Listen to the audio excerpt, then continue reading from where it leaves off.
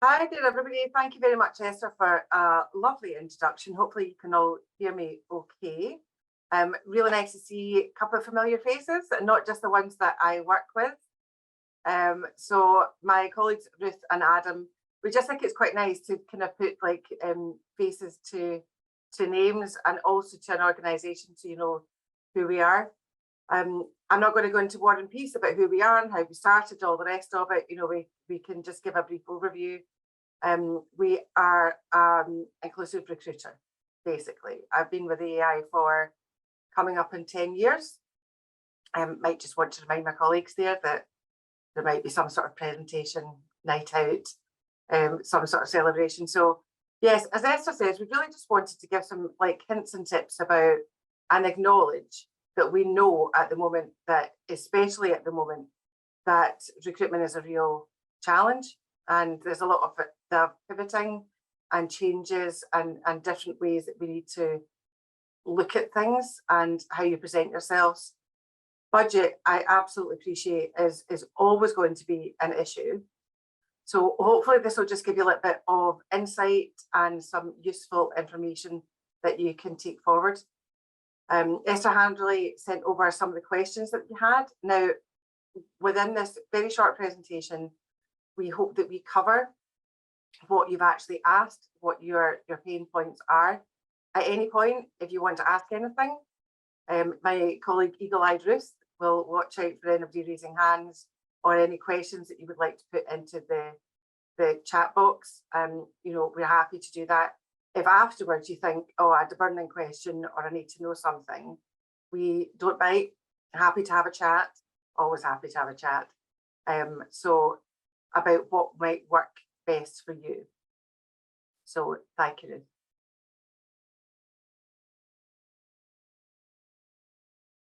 So yeah, that's me, slightly different coloured hair. Let you guess what's natural. I'll give you a clue, none of it. So yeah, we really want to give you some strategies, give you a bit of confidence, give you a bit of like insight, give you some low cost tips about how to actually, you know, get people on board, and answer any hiring queries that you might have. I'm sure there's a few. It can be a little bit of a minefield. So the first thing really to do is think about your company culture. I think there's always been a case of you justify the job description out because that's somebody that you need, or you think that's the person or the role that you need filled. So really think about what is your company culture. You'll know because you're probably one that's developed it or thought about it or worked with other people. Or, you know, ask your people, ask, you know, people that know you, what do you think our company culture is? So, and use that to best describe how your company is, to really, you know, invite people to want to work with you. Thank you. So what is your EVP? Anyone know what their EVP is? So your employee value proposition. It matters. It really matters. Now, we have a full white paper on this, which Adam, who is our lovely mustachioed colleague in the middle there, has put together. So you can find this information on our website, which gives you just that little bit more insight about how to work on your EVP and how to promote that so that people really get a feeling of who you are, what you do, what you stand for, and what's in it for, you know, your employees. So there are some things, there are going to be some links that Ruth puts up into the chat box, but don't worry because all of this will be sent to you.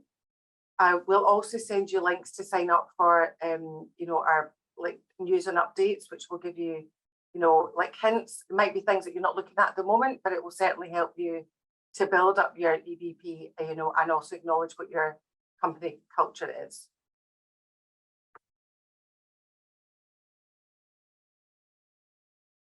Okay, a really important thing to look at is when you're putting out a job, we all know that there's an issue with how much you can pay.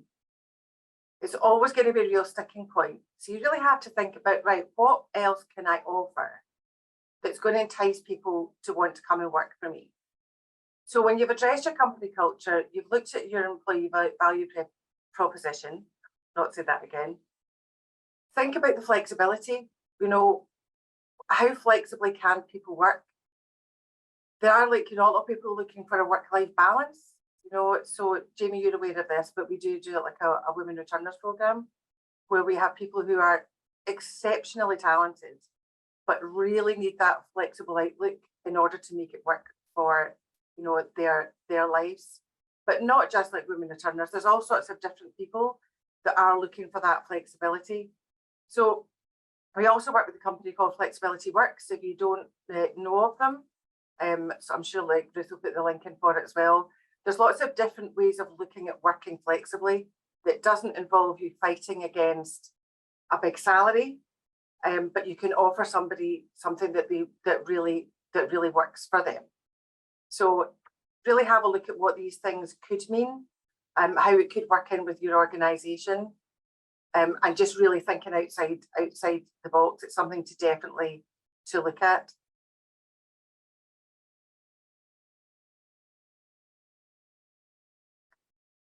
Think about somebody coming to join you. What are they going to get out of it? What's going to be, you know, what's in it for me? So we're all aware that, you know, going back to again, the big salaries and, you know, and the commission based, or, you know, we will give you all sorts of different financial, you know, bonuses. For some people, it's not all about that. You know, for some, it really is, how can I grow? How can I develop? I think especially if you're joining maybe a company that's either a startup or new or looking to change, and maybe somebody has within your job description, maybe they tick off 8 out of the 10 points, but you make it open to say, you know, what else do you have that you can bring? So within that, you can think, you know, well, I've got all these things, but I'm not sure if I can actually apply for it. But then you can add in, you know, there will be training opportunities or mentoring opportunities, you know, that type of thing. So not necessarily the big promotion, and not everybody wants that. And not everybody that you want is that type of person. And I think that's quite a big mindset to think about, is not necessarily what you might be advertising for, is who you're attracting. So it's quite an evolved process, really. Thank you, Ruth. So up-level your candidate experience. So what do you think that actually, you know, means? Anybody, any thoughts?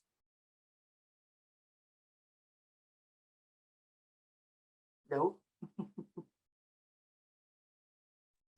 Think about the candidate experience when somebody's applying to the company. Think about somebody who has applied and is working with you just now. Use that, you know, as a promotional tool. Let people know how easy it is to actually apply and to work with you.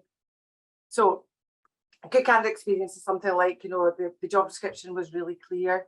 The expectations of the organisation were what I thought they were, you know, that was actually met.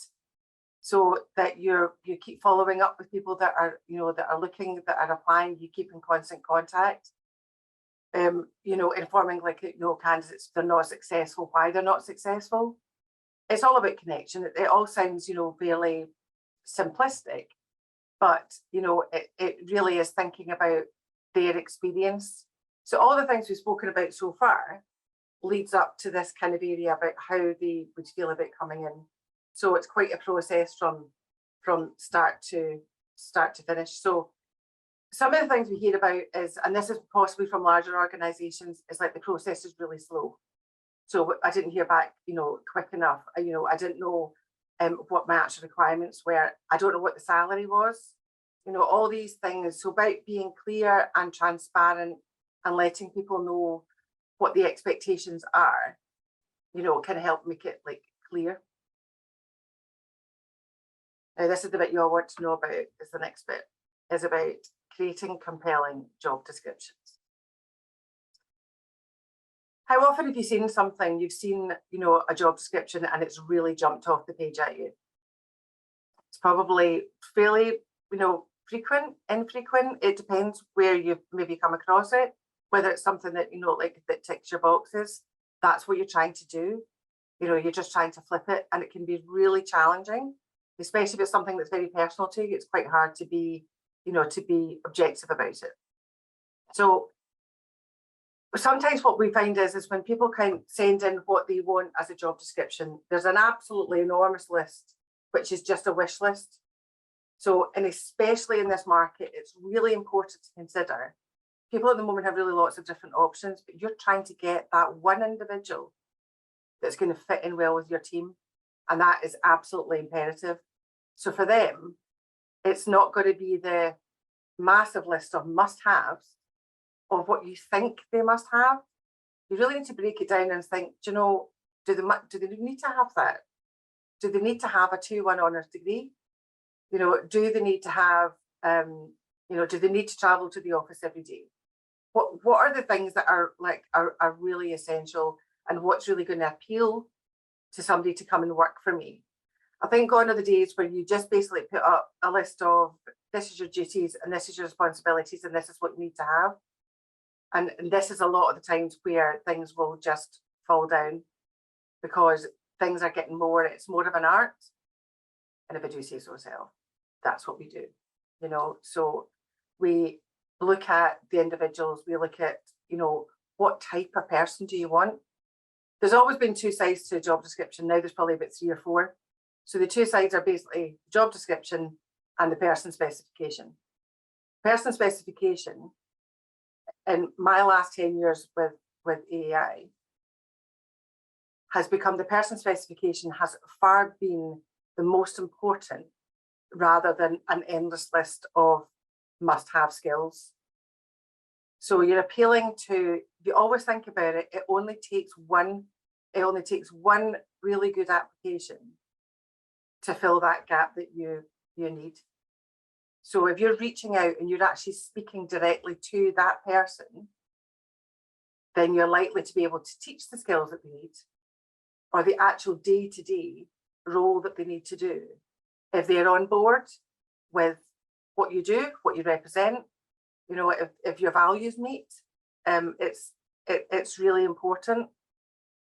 So to understand how to do that is really think about who you are and what type of people are already within the team, or who you think you might want to work with. So not somebody who obviously can't be too prescriptive, but really address how the team of your culture actually, the culture of your team rather, really works. What benefits can you offer? So what benefits can you offer? We spoke about flexibility. Your commitment to diversity and inclusion, and you've got to be really clear about why people would choose you over somebody else. So why would you work with a specialist recruiter?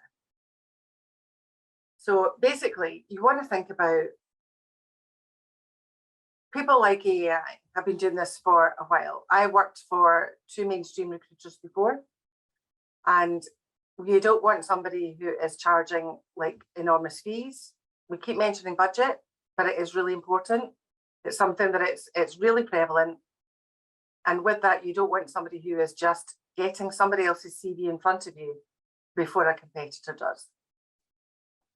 So we know and we understand what it takes to align the right organisation with the right candidate, and vice versa. It's very much a 2-way street. It's about understanding, what do you do? What does your organisation do? What do you like? What are your values? Who are your customers? Who do you speak to? What did you do before? Imagine me at a party, I'm an absolute nightmare. Absolute nightmare. Who do you work for? What do you do? And what did you do before that? And then what do you want to do? And it's just about asking questions, really understanding, and maybe turning what you thought you needed on its head. You might think we've heard quite often somebody needs a PA. It's not a PA that we need in the truest sense of the word. We think about, the wording of, there's so many word searches for specific jobs. We've got to look at things differently. We look at things out the box. We're a small team. we look at things, we look at the actual, job description, we discuss it with everybody. Everybody has different capabilities. So you're not just getting one person chasing a fee, you're getting a full team of 7 people who know how to bring value. Adam in the middle, I mentioned earlier, does all our social media, does all our graphics. We also go out to not just the mainstream areas of recruitment. We go to of job boards rather. We go to different pockets of industry. We go to our board members. We go to ambassadors. So what will they do is they share our opportunities with different pockets of people. So you're not just regurgitating the same on the same platforms and getting the same results. So basically, that's in a nutshell, without giving it absolute war and peace, what we do. So what I wanted to do is do some questions and answers. If there's anything within what I've spoken about that you want more detail on, I'm happy to do that. I just didn't want to spend an hour talking at you. So does anybody have any comments, anything they'd like to add, like to question?